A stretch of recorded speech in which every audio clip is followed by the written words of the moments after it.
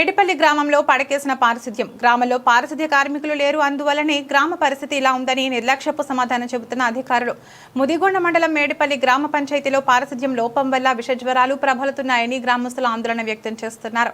గ్రామస్తులు తెలిపిన వివరాల ప్రకారం మేడేపల్లి గ్రామ పంచాయతీలో పారిశుధ్య కార్మికులు లేరని, వారు లేకపోవడం వల్ల గ్రామంలో పారిశుధ్యం పనులు జరగడం లేదని ఆందోళన వ్యక్తం చేస్తున్నారు. ఎక్కడ చూసినా చెత్త, మురికి నీరు, కనీసం చెత్తని మురికి నీటిని శుభ్రం చేసే పరిస్థితి లేదు. శానిటైజింగ్ చేసే పరిస్థితి లేకపోవడంతో గత కొన్ని రోజులుగా విషజ్వరాలు ప్రబలుతున్నాయని వారు ఆవేదన వ్యక్తం చేస్తున్నారు.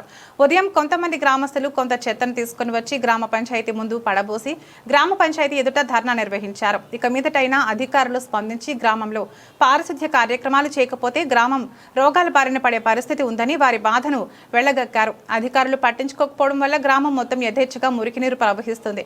ఎక్కడ చెత్త అక్కడ విపరీతమైన దోమలతో గ్రామస్తులని రకాల ఇబ్బందులకు గురవుతున్నారు. విష జ్వరాలు గ్రామస్తులు భయం మొదలైందని ఆవేదన వ్యక్తం చేస్తున్నారు. దీనిపై ప్రభుత్వం అధికారులు వెంటనే స్పందించి గ్రామంలో పారిశుధ్య కార్యక్రమాలు నిర్వహించాల్సిందిగా వారు కోరుకుంటున్నారు.